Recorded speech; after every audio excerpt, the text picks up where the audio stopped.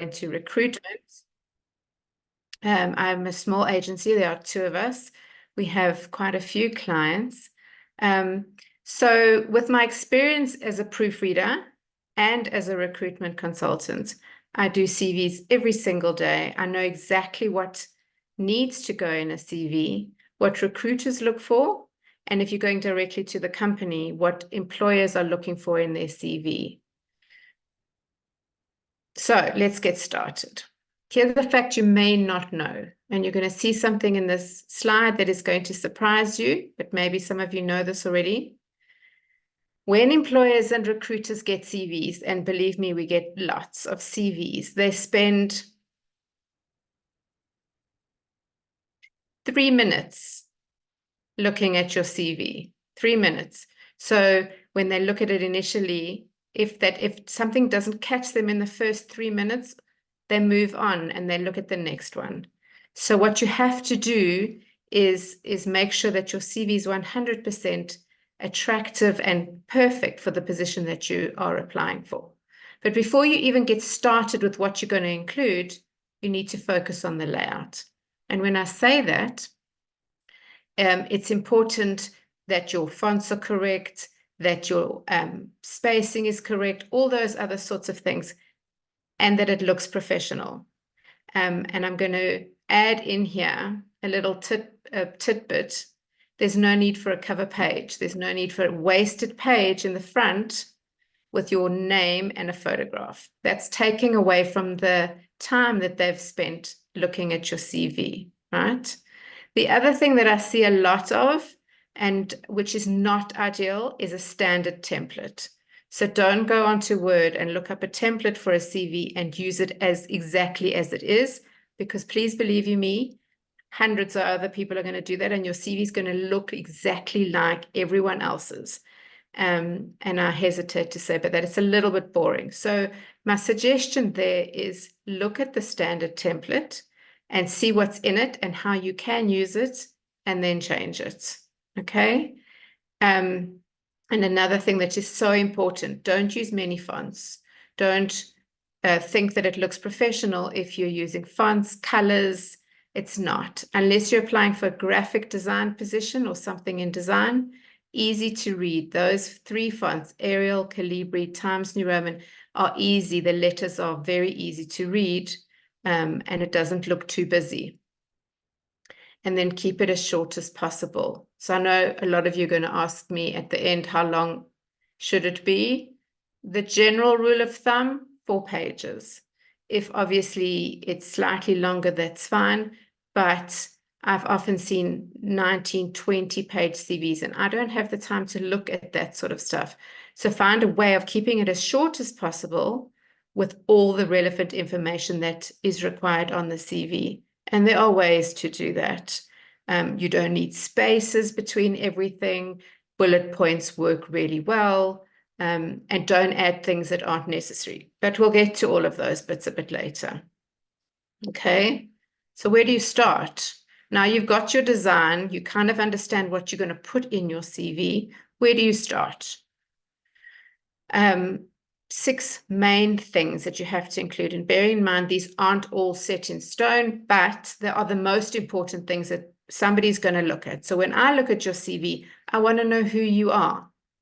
I want to know your name, where you live. You don't have to put your full address, but you can say the suburb and the city, or even the country if you're applying for an overseas position.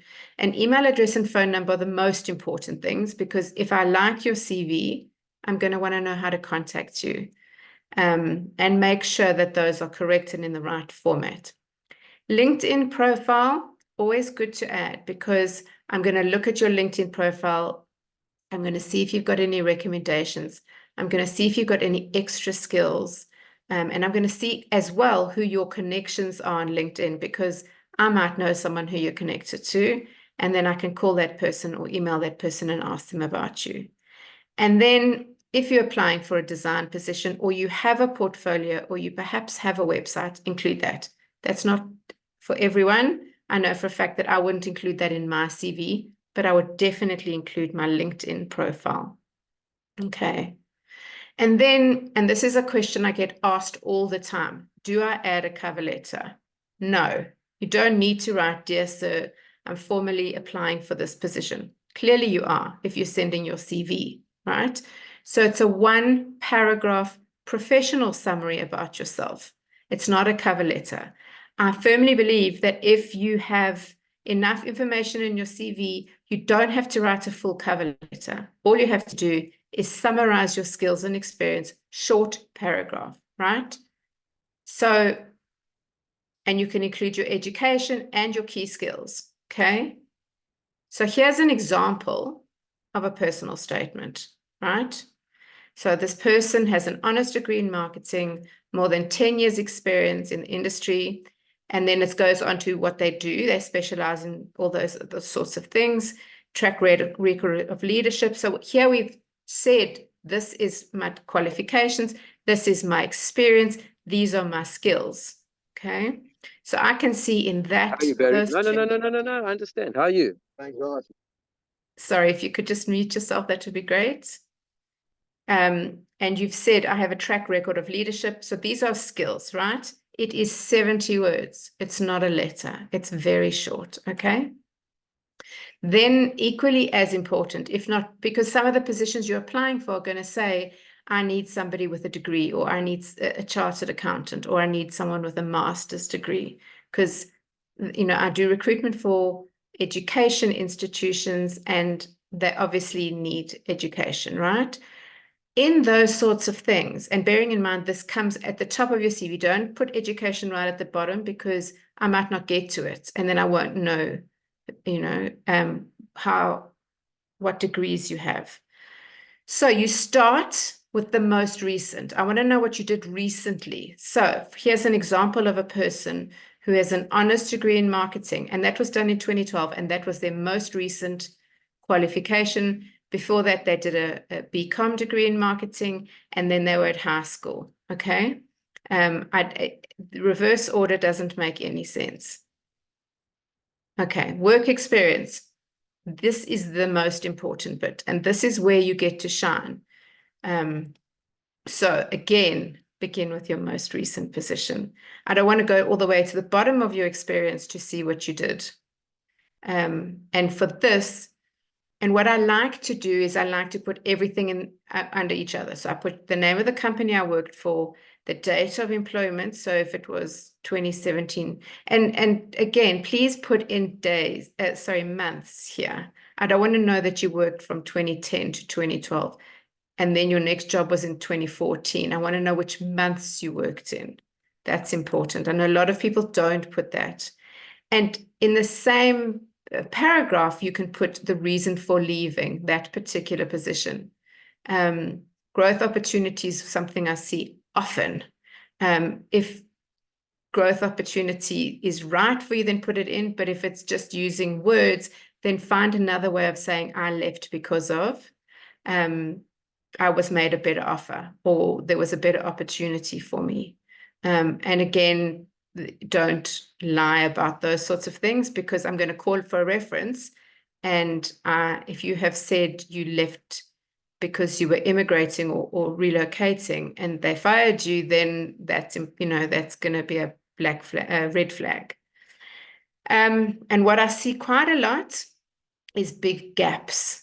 If there are gaps in your CV or in your employment history, or you took a gap year after school, whatever it is, explain it. If you went on maternity leave or those sorts of things, because generally in my recruitment business, I put together a timeline of your education, your gap year, if that's what happened, and your employment history up until the last job you've had. If there is a gap, then there's an explanation for the gap. COVID is one that a lot of people have put in recently, but explain it if you have to. There's nothing wrong with a gap, but just there's something wrong with a gap that's not explained. Okay, so here's an example of a person who has worked at Showmax. So there's his job title, his company, the date, which includes the month, and the reason for leaving is growth opportunity. You don't have to put company, Showmax, position, marketing manager. That stands for itself.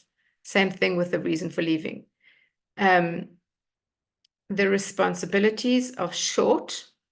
They're in bullet point form. I'm not very wordy here. I'm telling the person exactly what it is that I did in that particular position without going into exact detail.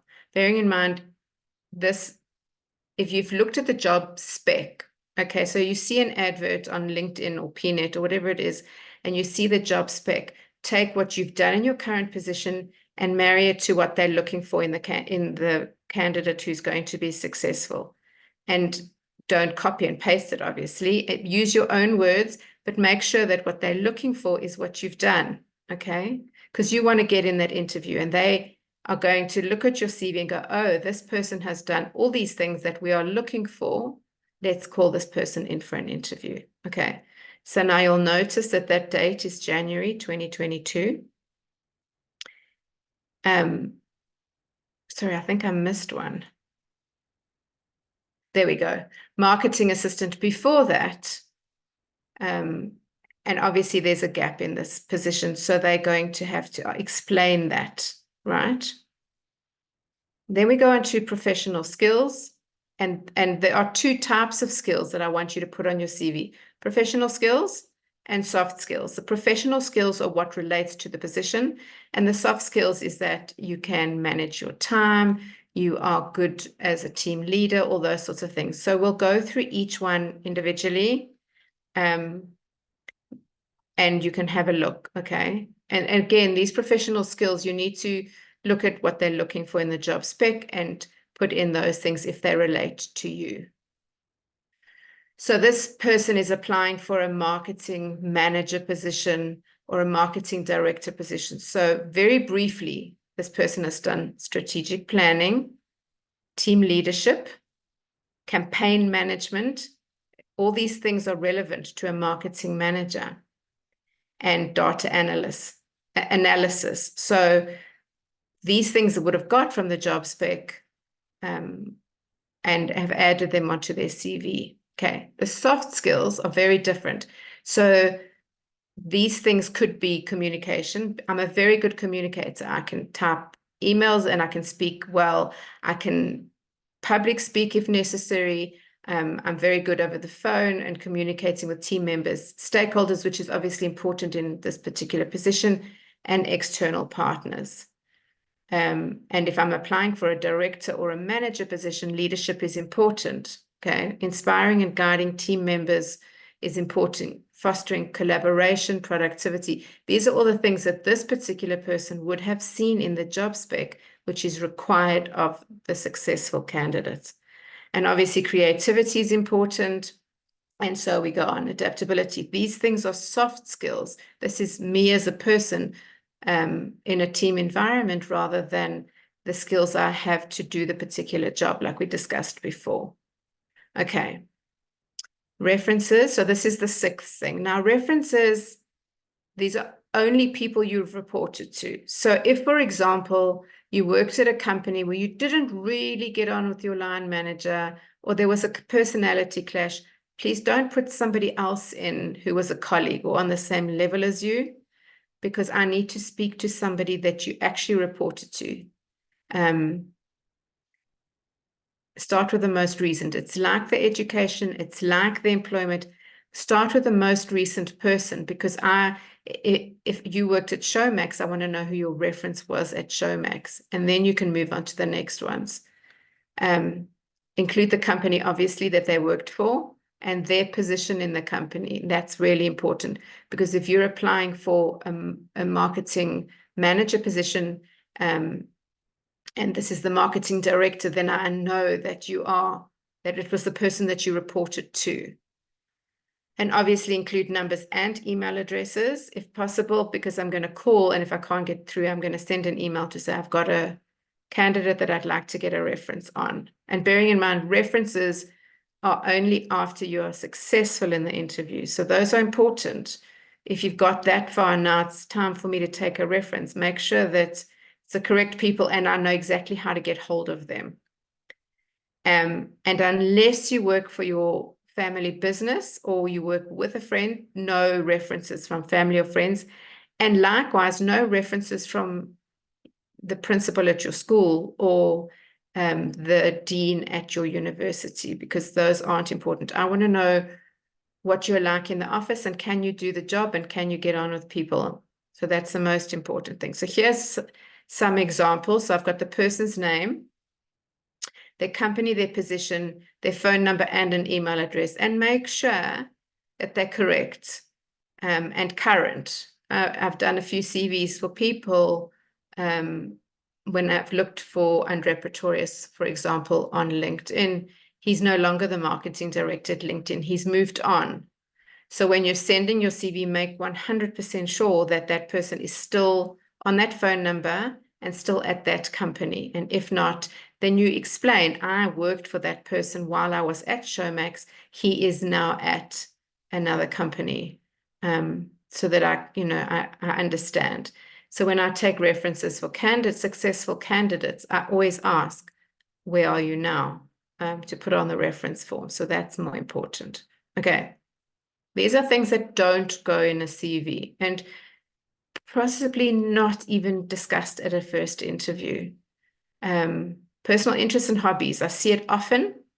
I'm interested in playing netball and watching Netflix and walking my dog. I don't need to know that on your CV. It's not important and it's a waste of space. Bearing in mind, space is the most important. Religion never goes on a CV, just because it's also not necessary. And inappropriate personal information. Political affiliation, sexual orientation, not important. You want to showcase your skills, your experience, your education, and your ability to do the job. Nothing else matters. Okay. And I think we started this in the very beginning. Spelling, punctuation, very important. I know a lot of people get assistance with CVs just to make sure, but make sure that your spelling is 100%. And your punctuation matters too, and ask somebody to help if you're not convinced. In fact, I always ask somebody to have a look at your CV because you've looked at it so many times that you might miss things that somebody else picks up. Page layout is important. No wasted space. You don't have to put page breaks between every single thing. As long as the layout works and there's no 2 lines on one page, that's going to save you that space and that time that that person has to look at your CV. And obviously order of the information, and we covered this right in the beginning. And if, like I said, if there are gaps, please explain those gaps. And most importantly, please be honest with every single thing that you put in your CV. Don't say that you can do something or have done something if you haven't. Rather leave it out, because in an interview you might get caught out, and in a reference check you're probably going to get caught out as well. So be honest and don't tell them what you think they want to hear. Okie dokes. And there are my contact details. And you can all take a screenshot of that if you like, or any other questions. But I'm going to open the floor to questions, and this will probably be the longest time. And I'm happy to spend the most amount of time asking any questions anyone has. If you just put up your hand or give me a thumbs up.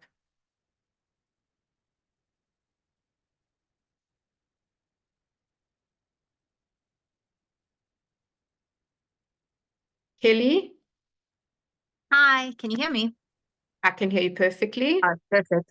I would just like to know, how far back do we need to put references? For example, I've been at my current job for 10 years now, and I'm not in contact with any of my previous employers. Do you have reference letters from them? No, I don't. Okay, so I mean, just I can as reach out to some of them, but like, how far back do we need to go? So that's a very, very good question. Thank you for asking. I only ever get asked for 2 references from your most recent and the one before that. So as long as you have contactable references from the past 2, that's absolutely fine. The Okay. other thing that I will mention, you've just reminded me, is say, for example, you're a 50-year-old person and you've had 10 jobs since you did your degree. Don't leave out the very beginning jobs because it goes too far back. You can summarize those positions very short. But if I see a massive gap from when you did your degree to, I don't know, 3 positions ago, I'm going to ask questions too. Okay. Kim, I have another question. Sorry if it's all right. Sure, that's fine. We've got time. Thanks. With regards to let's call it education. So, for example, if you manage to do a whole bunch of certificates, can you just like clump them all together into a list? Yes, Like you for can. short courses, and is it important to list all the short courses you've been doing? So I guess it depends on the position you're applying for. Okay. Keep it as short as possible and keep it relative to the position you're applying for. So if you've done a Okay. whole bunch of like Udemy courses or LinkedIn courses that don't relate to the position, then don't put them in. Okay. Because if it And takes up too much space, the Udemy courses, like, do they have recognition within no. job applications? Not as far as I know, but if you've done a Udemy course on project management, for example, and you're applying for a project manager, I want to see it. Okay. Thank But you. not, if you're a serial studier and you love doing courses at night, you don't have to put them all in. Sure. Perfect. Thank you. Good, I'm glad. Mbali, you have a question? Yes, I do. I have a question. At the beginning, you spoke about using standard layouts, not using standard layouts. So which is the recommended layout that we can use on CVs? And also, I'm on 2 different fields, right? I'm a law student. I'm doing my last year, fresh from university, and I'm also doing radio. So under experiences, can I put in my experiences in radio while maybe I'm While you've been applying studying. for a law position? Okay, let me start with your first Pardon? question. I'm going to start with your first question regarding layout and templates. Sure. If you go into Word, you'll Yeah. notice that there are quite a few CV resume sort of templates. I'm not a fan of any of them. I like simple, and I want to see the sort of thing that you've done. You can go and look at one of those templates, and if one of them really interests you, then use it, but change it up. Don't make it look like a cookie cutter, because you and 25,000 other people are going to be using the same CV and you're not going to stand out. So use it as a base if you need, but change it, if that makes sense. So you're saying I can still go out on Word and look for a CV, but just look out for the most simplest and maybe the one that's not mostly used, if I'm hearing you And then correctly. change it. Mbali, just make it look like personal. When I open your CV, I'm not going to go, oh gosh, this is the most used Word template possible. Okay, thank Okay, you. and then to answer your second question regarding your working experience, it helps to put the experience in of sort of relating to the position that you are applying for.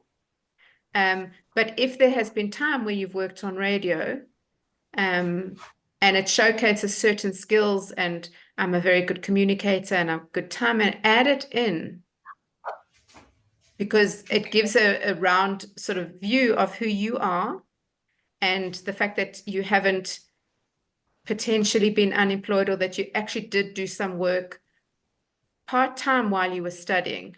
It all adds to what I see related to Mbali. Okay. But obviously the work that you've done, which relates to the position, that's the bit that you need to make or expand upon. Okay. Does that answer your question? It does answer my question. And one last question also is that fresh from university, what do I then put in my CV to make it stand out In without terms of putting... your employment history, without cooking the books. Okay, with cooking the books, with books included. So how do I, because there's many of us maybe applying at a certain law firm or radio station. So when you are fresh from you just got your qualification. So what is that one thing that you could type on your CV to make it stand out? So you've also done some work while you have been studying. So you include that in. And in terms of the work that you've done on radio, for example, there are things in there that make it attractive to me to say, okay, she's done some work while she's been studying. So you can add that in your employment section of your CV. Because say, for example, you are successful. I like your CV. I'm going to call in the radio station and they're going to tell me this is what she did here. And she was really good at that. And she was never late for work and her timekeeping was brilliant. And she got on it. So add the fact that you worked at that radio station for those dates because it shows up. And I can call them and they can tell me all about you. If you leave it out and you don't put it in as a reference, there's one less reference that I have to make sure that I know about you. Okay. Does Thank that you help? very much. Sure. Yeah, it does. Thank you. Okay, I see we also have some questions on the chat. If asked for a resume of no longer than 2 pages, what would you leave out? The answer is nothing. There is a way of putting things in and pre-seeing them so that you can fit it on 2 pages. And I've been recommended in the past to leave the references off the CV and rather say references available on request. I would rather include references, but if, for instance, there's a bad relationship or you haven't got permission to share their details, then you can leave it off. Rule of thumb, always add it in. Okay. And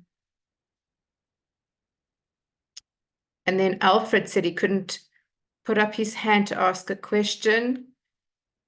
Oh, right. Here's your question, Alfred. I'm interested in your suggestion to approach drafting a killer CV for someone who has worked for themselves in various... Okay, that's a good one.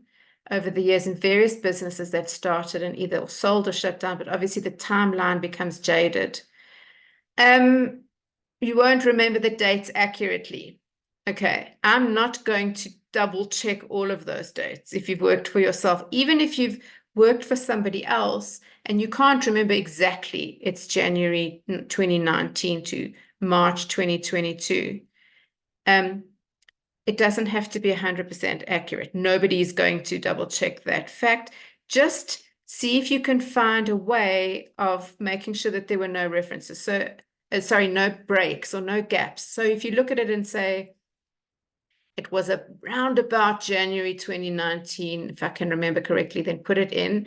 And in the next company or position, it was round about February 2022. Then play with it a little bit. Obviously, don't lie about the years, but the months, I'm sure most of us can remember sort of the years of the various positions that we worked on. And then, Andrea, what happens if you have a long history in short-term and long-term insurance? Maximum amounts of pages for a CV, Andrea, I think you missed in the beginning. There is never a maximum, but please don't send CVs of 10 pages. Rule of thumb is generally 4, but I think potentially up to 8, bearing in mind that there's not enough time to read through 10 or 12 pages of CV to see who this person is and what they've done. So try and keep it as short as possible. if the people who've left the company, can you use references for brokers?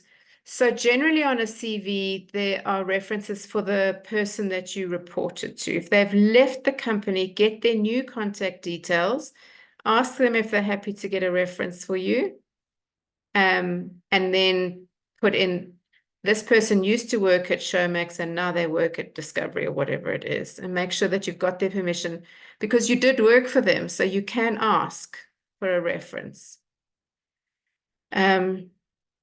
Alfred says, if you've worked for yourself for 50 years, it becomes very difficult. Then you leave the references off, Alfred. You don't have to add in yourself as a reference. My guess is that the position you're applying for is not really somebody to phone for a reference. Okay, so those are the questions we have in the chat. And then I think I see Lana, you have your hand up. Yes, hi Kim, thanks for this Zoom information, etc. So I have been working at a job for 10 years in the medical field. My previous job for that was also many years in the legal field. I want to apply back in the legal field. So for references, do I first put, for references on my CV, the information where I worked for the medical and the information that I put for the legal, because I'm applying for legal, but it's not the most recent. Do I put that first, or do I still put in recent? You still put that you've worked for this medical company most recently. In your skills, you can highlight your legal skills. You can also highlight your qualification if there's a legal qualification. But if you put the wrong date first, it becomes confusing for the person who's looking at your CV. It's absolutely fine that you moved out of legal into medical and now you want to get back. You can explain that in an interview. But the dates need to go from the most recent position. And if I can just ask one other question. Pleasure. When I'll go for an interview and they want to phone let's say they want to phone my current boss. Never do that. They never do that. They will always ask. Okay, all right. Just checking. So when I get a client saying to me, we really love this person, please start doing all the checks. I phone the candidate and I say, right, this is the story. I'm never going to phone your current boss because they might not know that you're looking to move. And the only time they know when you're looking to move is when you resign. And only then will I ask, can I phone them for a reference now that they know you're going to resign? And then I will phone the 2 references before that and tell my client I haven't got a reference from current company, which is always fine. Okay, thanks. And in terms of references, I'll just give everybody a massive heads up. Whenever you leave a company, if at all possible, you get a written reference, that's 100% first prize. Because in 2 years' time, it's too late. So if you have a file of written references from previous employers, you're winning.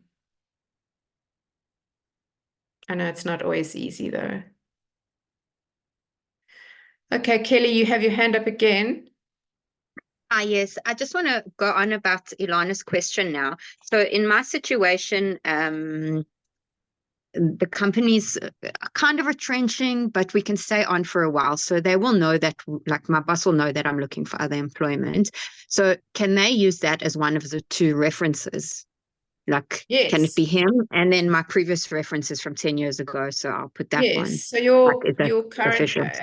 I understand your current manager is aware that you are in the job market because of the potential retrenchments. Yes, yeah. So if can I be phone him, first it's not going to reference? come as a complete surprise to him. No. So it's okay to then do you that. add that. Yeah, Okay, definitely perfect. add that because you work Okay. for him. He knows you.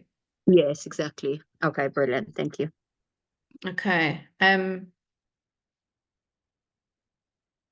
So there are some other questions. Resume builders, stay away from, Andrea.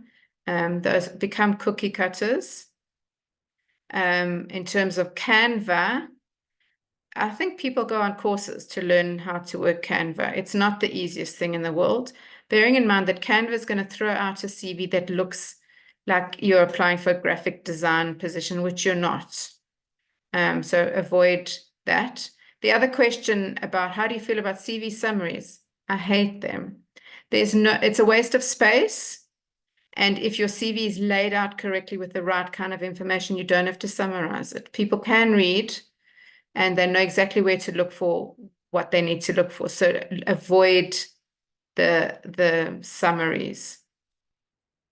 It's not necessary. It's a waste of space, basically. Okay. Are there any other questions? Or Kelly, your hand is up. Is that from the time before? Okay. I'm going to stick my head out here a little bit and count that there are 11 people on this screen at the moment.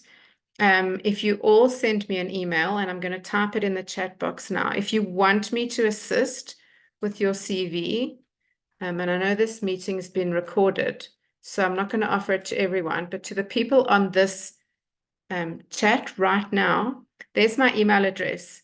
If you'd like to send me your CV on email in Word, which is always helpful, I will reply and give you suggestions, and perhaps if, as I'm feeling rather generous, I will help you structure it and format it so that it looks really good. And I will give it to you for free. Andrea, your question is, how much do you charge? I will not charge for all the people that are currently on this Zoom call. Okay, David's asked about AI checkers for CVs used by recruiters. So I'm not 100% sure about that. I think in my business, I'm a little bit too small. I'm not going to go and put in look for keywords, because bearing in mind, I've got those 3 minutes to have a look at your CV. The keywords will be there. And the AI might generate keywords that you don't have, or strengths that you don't have. And you might think, oh, that's cool, I'll add that in. And then when you're asked in an interview, you're going to stumble because you might not have that skill, or you might have to sort of fib. So rather don't use AI. If you want, and I hesitate to say this because every now and again I do, if you want to use ChatGPT, use it, but then clean it up so that it doesn't look like it came from an AI bot. Because if I see text that looks like it was generated by ChatGPT, I'm going to move on. But if you kind of get the framework from that and use it and change it so that it sounds, I know it's easy, it's very easily identifiable, it is, but it might give you a little bit like of a structure to work around and then rewrite it. I know that universities and schools don't allow it anymore, but you might want to, but just make sure it's personal rather than easily identifiable. Yeah, a lot of people get caught out with ChatGPT, so it is completely up to you. But so I think what I'm saying about that is look at it and think, would I have written that? Do I have that in me to have written that? If the answer is no, then don't use it. But that's completely up to you. So we have a little bit of time left. Are there any other questions? David, your question about adjusting a CV for the UK market, I have to say that I'm not skilled in UK market CVs. I was once shot down in flames on LinkedIn by somebody who disagreed with my suggestions about a CV. Turns out that this person was based in America.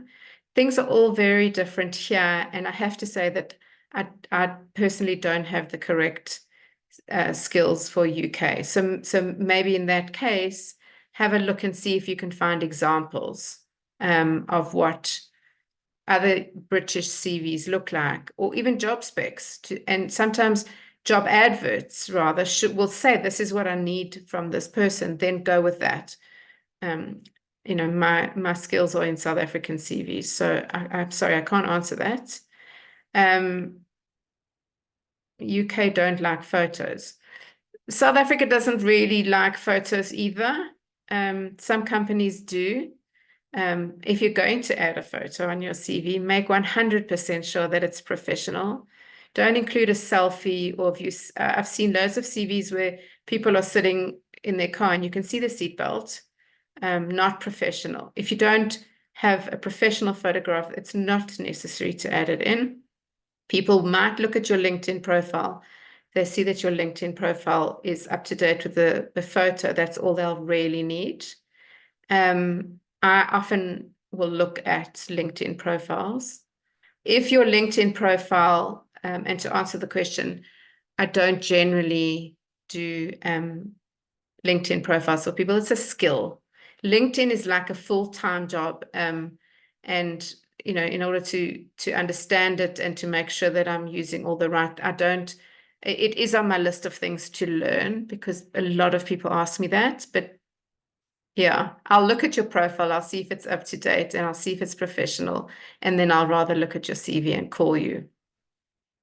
Facebook, I never look at a person's Facebook profile unless there's something that feels a little bit off about that person. I might go and have a look, but generally not. I'm not interested in what you're doing in your spare time. I'm more interested in your professionalism. And then there was a question, do I have to have 2 separate CVs for different industries? I think, Kelly, you asked the same question. This person is in marketing and health. You can have 2 separate CVs, but don't leave anything out of the one because it doesn't relate in terms of your employment history. Because if you leave it out, there'll be a gap. So if you don't want to include that you were working in a marketing company, I'm going to go, what did that person do for the last 2.5 years? So rather create it, and then in your skills and experience, in your skills, make sure that your skills relate to the position that you're applying for. So if you're applying for the health industry, use all of those skills, but leave all your jobs in because you don't want big fat gaps. Kelly, your question about recommendations, questions to prepare for an interview. I'm going to stick my neck out here and say that ORT needs a separate webinar for that because I have loads of recommendations and questions to prepare for interviews, but we don't really have the time now.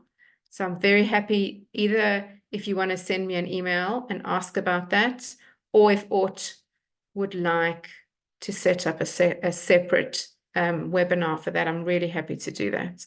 But again, happy to chat you offline as well, if that's helpful.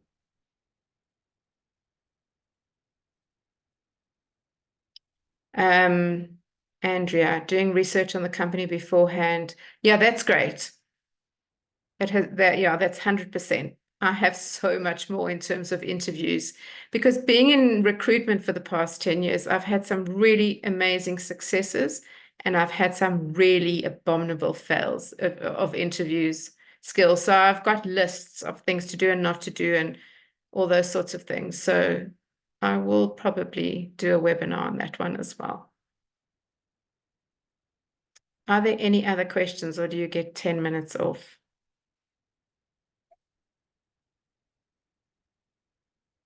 No other questions. Admin, are we good to end this?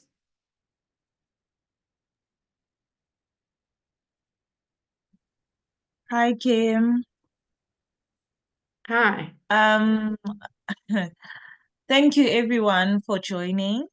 Thank you for taking time to join Kim on this webinar. And It has been my pleasure. I'm gonna send Kim a spreadsheet of everyone who has participated so that she can send you guys everything that you need, or you can ask whatever questions that you'd love to ask. So I know this meeting's being recorded, but I Yeah. believe that some people have asked for the presentation. I'm not sure what the procedure is. I'll just find out with Tracy. Okay. Tamia, let me just ask Tamia. Tamia? Yeah, Tracy will send it out to everybody. Happy. So you can just send it to Tracy and then Tracy will send it out to everyone. Perfect. Yeah. And then I've offered to assist everybody currently on the call with their CVs. So that, yeah. And I'm not sure if there's anything else.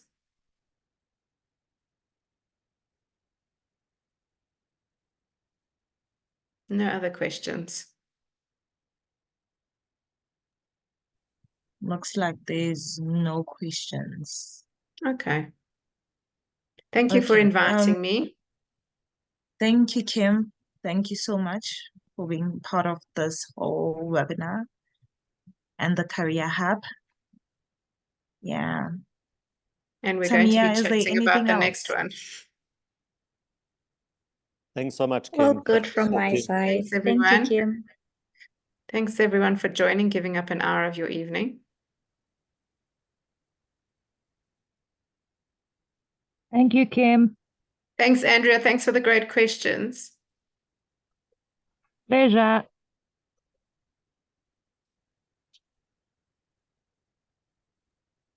Okay, thank you guys. Thank you. Thank you so much for Bye. hosting me. Yeah. Thanks again, Kim. Great Thank you. webinar.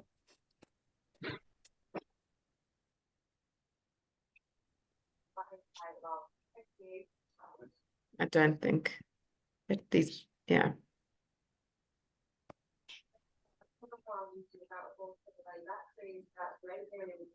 I think if there's no other questions, we can end it. Wonderful. Thank you very much. Goodbye, everyone. Thank you, Kim. Bye. Bye. Bye, Kim. Bye. Thank you so much. Bye.